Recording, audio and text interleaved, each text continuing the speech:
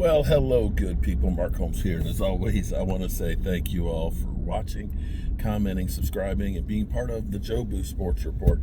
Without you guys, as well as you ladies, you know that this literally does not work. Hope everybody's having a great day. It's finally freaking Friday, and it is getting cold. It's getting cold and windy, and snow is headed on our way. So I hope everybody's prepared for it. And my buddy, Game Time Brian, buddy, I feel for you. I've just been outside loading up the truck to go to the dump, and man, that wind is hawking. And we haven't even gotten to the really cold stuff. I mean, it's 39 degrees today.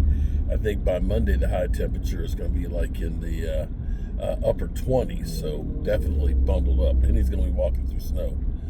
So now we saw Mike McCarthy's coach's spot on 105.3 The Fan this morning. And, you know, you feel like I don't know what to make of this, because we always feel like with everybody that this is the long kiss goodbye. You know, when we heard the stuff that was going on between Dak Prescott getting his contract and the negotiations and how it was going, that, you know, we're in no rush, you know, we're under no timetable to get these things done. We love Dak, but, you know, all the speculation was Dak is gone, Dak is gone. So in the back of my mind, it's like we've been here, deja vu, before with C.D. Lamb, with Dak Prescott, with D-Law and things. We've been through these things over and over again, so it wouldn't surprise me if Mike McCarthy's back. And, you know, understanding that when you work for the Cowboys, you got to be part of the show.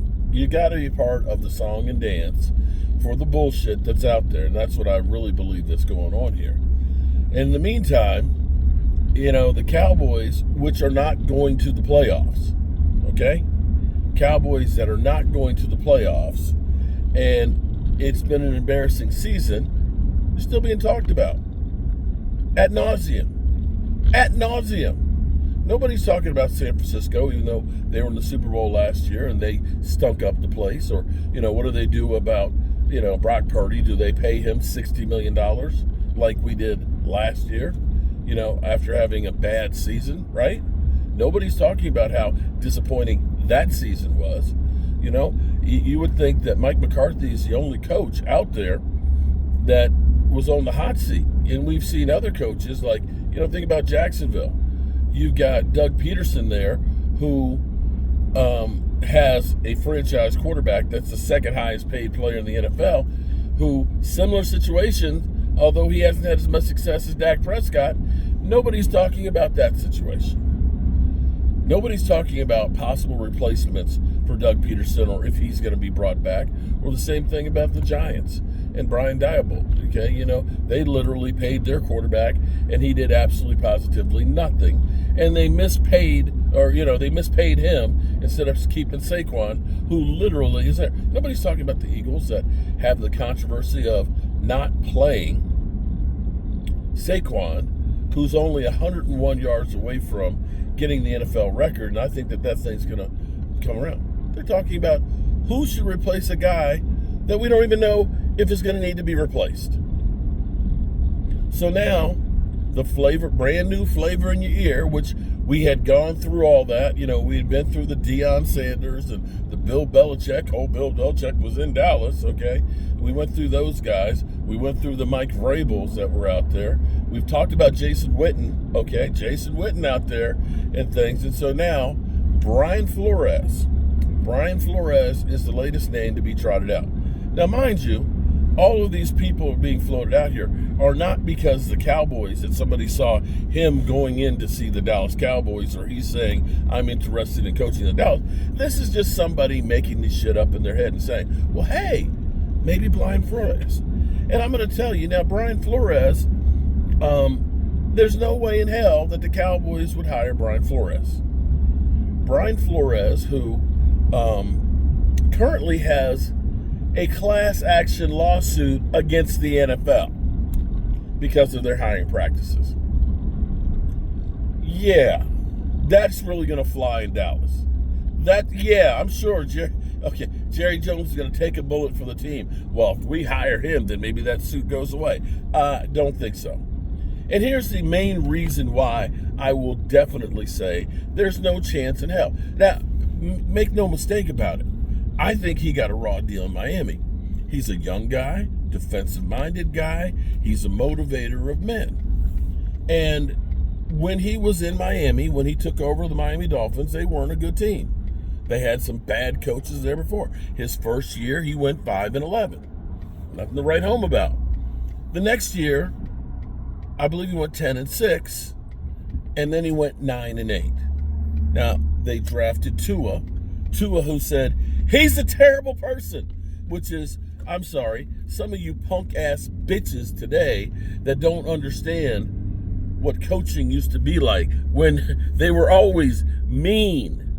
They were always in there pushing you and trying to get the most out of you. You soft-ass, punk-ass kids that expect to have everything fucking handed to you and that everything's supposed to be easy don't understand.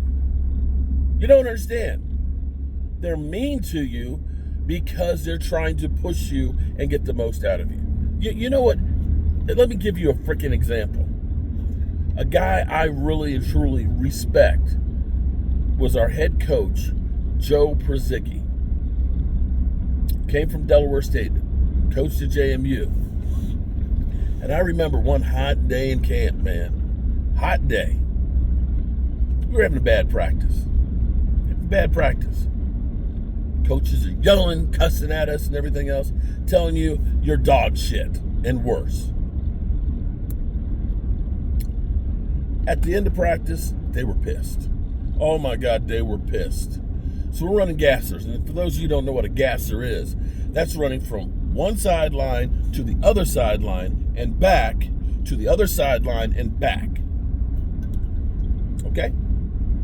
And you've just had practice where you've got 2-a-days full practices, padded practices, where you're hitting and tackling to the ground. And you have those full pads on, and now you're sprinting across there. They're yelling and screaming at us. You're dogging it. This ain't gonna fly. Pick that shit up. We did about 6 of those. And they said, not today. Not today. They had us do gassers from end zone to freaking end zone. That's 100 yards, 100 yards, 100 yards, 100 yards, 100 yards. And that still did not appease these mean coaches. Because then they proceeded to make us freaking crab from one end zone to the other. Literally crawling. We got guys puking up. We got guys that are just like hyperventilating. And when we finally got into the end zone there, exhausted, sucking wind that you're taking in this hot air. It feels like you're breathing a blast furnace. That coach, that mean man, says, I want you to understand, it doesn't matter how tired you are, that you can always do more. That you still have inside of you more that you can give.